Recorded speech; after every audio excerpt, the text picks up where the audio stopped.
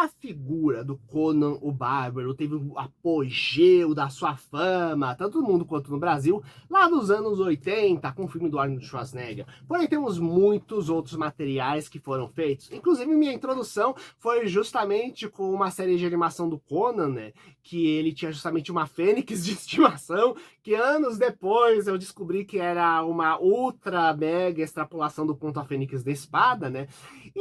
Quando, a partir do momento que eu fiquei adulto, comecei a ir atrás realmente das histórias em quadrinhos, dos livros do Conan, né? Material com o qual eu tenho muito apreço aqui, galera, daqueles que eu tenho. E o que ocorre? Recentemente nós tivemos um renascimento das histórias em quadrinhos do Conan o Bárbaro. Só que a coisa é um pouquinho diferente. Em primeiro lugar, a gente está finalmente com os quadrinhos do Conan voltando para o número 1 e com uma nova empresa, que é a Titan, fazendo os seus materiais. E eu quero comentar justamente sobre a primeira saga, que finalmente está disponível aqui no Brasil completa. Eu sou o Luiz, bem-vindos ao Monstros e Aventuras. E no nosso Sexta-feira Sinistra, só que focado em Conan o Bárbaro. Mais precisamente na história Conan e a Pedra Negra, onde temos nosso herói voltando para sua terra natal e tendo que lidar com uma invasão de zumbis ligados justamente a feiticeiros necromantes. Uma coisa bem realmente estilo histórias do Conan, diga-se de passagem, sabe? E realmente uma das coisas que destaca é que as artes de página inteira são simplesmente divinas dentro dessa história. Consegue transmitir toda a força e selvageria, eu acho, que está ligada justamente às histórias do Conan. Mas vamos entender um pouquinho melhor essas questões. Conan surge como livro justamente lá na época da Grande Depressão dos Estados Unidos. É feito, na verdade, ele começa como contos publicados em revistas. Temos posteriormente, depois do falecimento do Robert E. Howard, que era o criador do Conan, a reunião justamente em livros do material, inclusive criação depois a partir de esboços, material dele, de histórias inéditas do Conan, justamente por outros artistas. E nos anos 70, Roy Thomas, que era da Marvel, ele pega e resolve licenciar o Conan. Ele queria criar um herói, justamente de espada e feitiçaria, para os quadrinhos, porque achava que isso ia pegar e dar um embalo para a Marvel, né?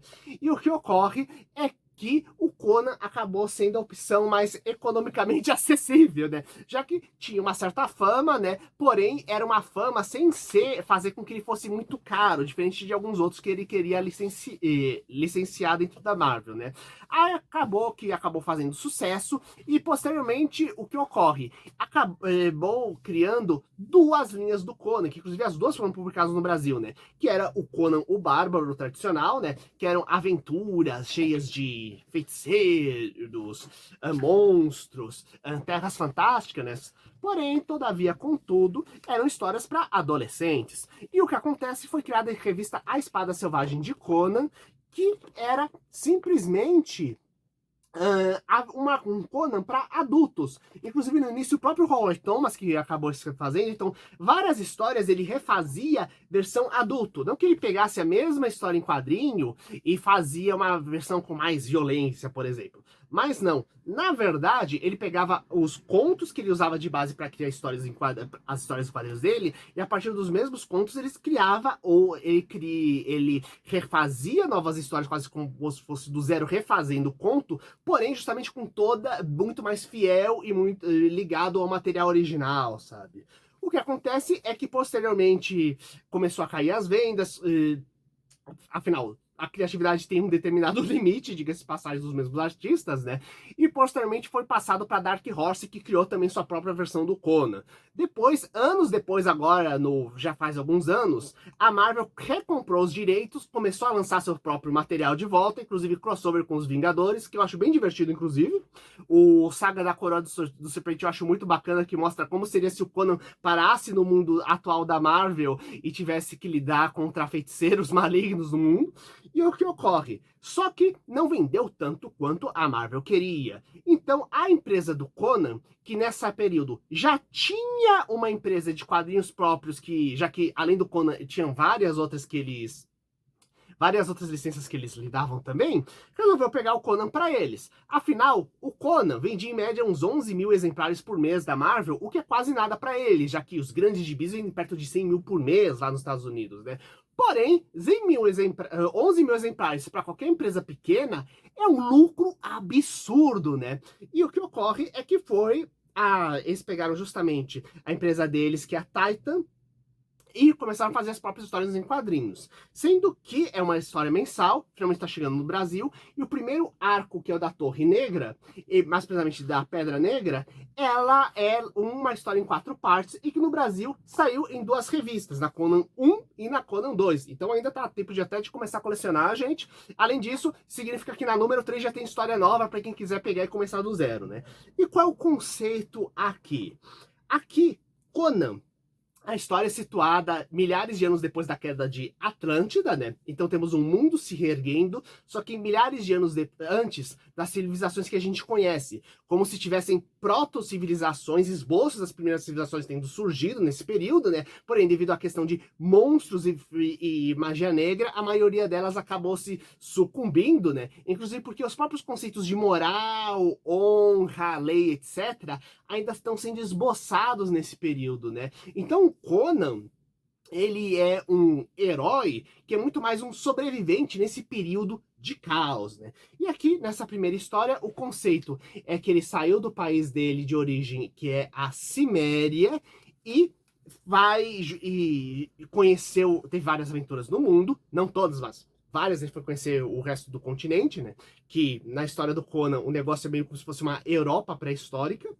E o que ocorre é que ele tá voltando para a Ciméria depois de várias aventuras e descobre que lá tá tendo ataques de zumbis. Pois é, não que é usado esse termo, é colocado como os condenados dentro da história, né? E existe justamente uma bárbara de outra tribo, os Guran, que teve toda a tribo também massacrada por esses zumbis e transformadas em zumbis, e eles se juntam justamente para pegar e descobrir qual é a origem dessas criaturas, né? Então, o primeiro arco de história é eles sobrevivendo a esses ataques de zumbis, porque não são aquela coisa que a gente vê de cinema, ai, vai pegar, dá um corte, é um tiro na cabeça, já era. Não, aqui as criaturas, elas caem, são dilaceradas, elas continuam a lutar sem parar, não importa quanto você pique elas, simplesmente dá um tempo, elas já retornam. Então, a ideia dele as criaturas estão ficando cada vez mais em um número maior, porque cada tribo nova que eles pegam vai aglomerando. E a ideia básica é que justamente o Conan, ao invés de continuar numa luta simples pela sobrevivência, ele resolve justamente com a sua parceira pegar e vamos tentar descobrir de onde são esses zumbis pra gente pegar e destruir eles, né? Dando origem ao nome da história, onde temos justamente uma grande torre de pedra, que é onde se passa a história do 2, né? Que mostra justamente a origem das criaturas, né? Quem são os feiticeiros que as invocaram, que tipo de magia foi utilizada e como quebrar o encantamento. E é bem bacana isso, porque aqui temos meio que todos os... de um lado, a gente tem a questão dos clássicos da história do Conan, né? Que são bruxos, feiticeiros, civilizações perdidas de milhares de anos, que meio concorreram com a humanidade, etc., né? Também a gente tem a questão de uma história bem amarrada. E nós temos um Conan que não é um Conan burro. O Conan não é simplesmente um bárbaro super forte que consegue atacar todo mundo porque ele é muito forte ou muito agilidoso. Hábil, na verdade, né? A ideia básica é ele é muito resistente fisicamente, mas também porque ele é muito treinado nas artes de você sobreviver sozinho no meio do mato, no meio de regiões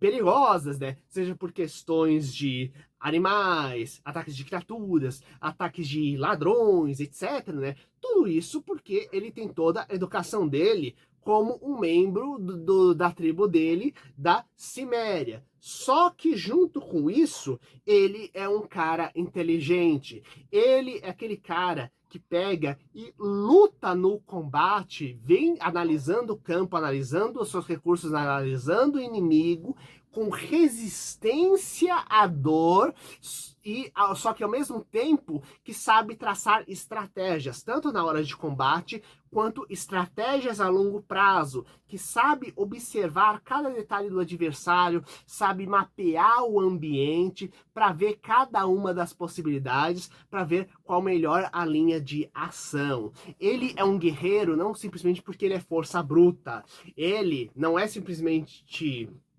um cara que sai dando porrada em tudo. Ele usa muito o cérebro. Inclusive, a questão da personalidade do Conan é fundamental para definir ele como realmente um personagem e não um bárbaro genérico. Ele sabe realmente definir os ambientes para ver onde ele não vai ser interceptado, onde é o melhor local para fazer uma armadilha, como pegar e justamente disfarçar-se e camuflagem da melhor forma, e ao mesmo tempo ele é um cara bem humano, ele quer os prazeres da vida, ele quer beber, ele quer dormir, ele quer se deitar, ele tá numa busca contínua por significado. Aqui é mostrado como ele já viu várias guerras em vários cantos e como ele sente um pouco de amargor pelo fato das guerras e das batalhas não serem tão diferentes assim.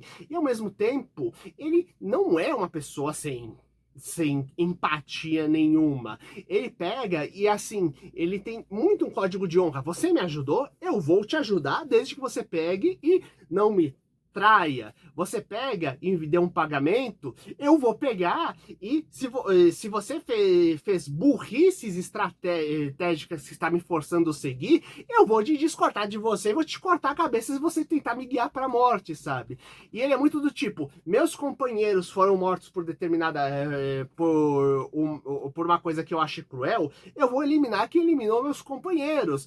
Não é simplesmente, é uma morte de batalha, sabe? Então, existe uma personalidade toda do Conan que é trabalhada nesse ponto, sabe? É aquele cara que é um grande lutador, extremamente forte, mas extremamente amargo, tentando buscar significado e sempre um impulso novo de sobrevivência em meio ao caos que é a era dele, e ao mesmo tempo vamos conhecendo diferentes povos, diferentes civilizações. Claro que aqui não temos tantos povos diferentes, né? Mas o legal é que a gente conhece mais dos cimérios, a gente conhece o povo dos necromantes, conhece também os sobreviventes dos pictos desse período, sabe? E junto com isso, é legal que duas coisas importantes. Eles colocaram as capas, além da capa tradicional, as capas alternativas na versão brasileira. E uma coisa da hora é que no final de cada capítulo, nós temos também textos que pegam e dão um pouco de contexto para a origem das histórias do Conan. O que era a ciência e a cultura na época do Robert E. Howard, lá na época do Texas, né? Como isso influenciou para ele pegar e criar as histórias, né? Inclusive dando um pouco até do conceito de como tem umas questões preconceituosas associadas daquela época, né? E como os autores, eles conseguem deixar de lado a parte preconceituosa e trabalhar com conteúdo realmente mais interessante da obra do Robert E. Howard, inclusive criando imensas cenas de batalha. E das cenas de combate, eu quero elogiar muito, porque é o seguinte. Gente, as cenas de página inteira, você sabe exatamente o que está acontecendo. Quando você tem uma paleta de cores mais tranquila e calma, você tem os momentos de mais de calmaria, mais relaxando no bar, etc. Porém, ao mesmo tempo, gente, os combates são muito bem bolados. Quando aparece alguém chegando, realmente é aquele impacto que aparece, sabe? Realmente, quando a gente tem um combate, o combate ele é detalhado, dá pra você ver quase como se fosse um esborde de coreografia, as lutas do Conan, sabe? E realmente é legal como as coisas têm coerência. Por exemplo, à medida que vai passando a luta, você vê detalhe do detalhe do primeiro combate, como as roupas do Conan vão sendo cada vez mais destruídas, ele recebendo uma série de lesões e aquilo se acumulando nele, sabe? E isso é uma coisa que eu não vejo em quadrinhos, 90% dos quadrinhos de super-herói que seriam de luta dos Estados Unidos, gente. Mesmo nos gibis asiáticos, nos mangás, temos um pequeno detalhe que é o seguinte: existem aqueles que são mais baseados em artes marciais mais reais, como o gibi do Baki, o Lutador, que infelizmente não tem no Brasil, a gente só tem acesso ao anime, mas tá sendo lançado em alguns países da América Latina também. Mas, gente, cujos combates são ultra detalhados, assim, são cenas esplêndidas, gente. E o que acontece? Esse detalhamento é uma coisa que tem coerência visual. Você sente o impacto do golpe do personagem. E é o seguinte, você não tá simplesmente lutando. A luta, ela não serve para enfeitar sua página, ela serve para contar uma história que está acontecendo. É como, inclusive, já vi no gibi do Windbreaker também, né, que apareceu no anime recente, que é outro mangá que tenho aqui, que é como uma luta boa, ela funciona como um diálogo entre dois personagens, inclusive porque mostra os seus estilos de como lidar com as coisas e se defender das coisas ao redor dele, sabe? E isso aqui eu vejo muito bem feito no gibi do Conan. E o que acontece? Como eu falei, em gibis mais puxados para arte realista e certos gibis e alguns outros tipos de shonen, do mangá shonen, né? O negócio é bem detalhado e bem feito. Em outros, é só um monte de explosão ocorrendo na tela, assim, que você fazer a mínima ideia do que tá acontecendo, sabe? Mesmo no quadrinho. Já teve mangá que eu peguei, peguei, vi as páginas, não fazia a mínima ideia do que tava acontecendo de tão confuso. Mesmo Cavaleiros do Zodíaco Saga G, é meio confuso o bagulho aqui, mas quando você tem o tamanho adequado de páginas, as histórias adquirem um certo grau de clareza e você tem textos explicando os detalhes do que está acontecendo no combate, sabe? Enquanto, desde os anos 90, na minha opinião, você tem um monte de gibi, onde é um monte de herói posando, você tendo um monte de explosãozinha colorida, ocorrendo atrás, e você não tem a mínima ideia do que está acontecendo. E uma história que caberia tranquilamente em 20 páginas é esticada para 600 para você pegar e vender cadernado e omnibus. E justamente eu acho que Conan é um desses gibis americanos que ele usa justamente o combate para contar uma história, para gerar um fluxo de ação. E uma coisa importante é que é o seguinte: o recordatório, que são aqueles quadrinhos que ficam justamente de lado para pegar e explicar o que está acontecendo, esses textos fora que não são ligados a nenhum tipo de balão de fala, sabe? O que acontece? Muitos dos gibis atuais eles são deixados de fora justamente porque muita gente acaba pulando esse material, ou porque justamente perde um pouco de fluxo narrativo, porque você tá vendo ação, tá tendo diálogo e de repente surge um texto lá no meio. E o que ocorre? Eu acho que aqui é um exemplo no qual o justamente quadro de comentário ele é feito de forma precisa, porque ele narra, ele ajuda a você colocar.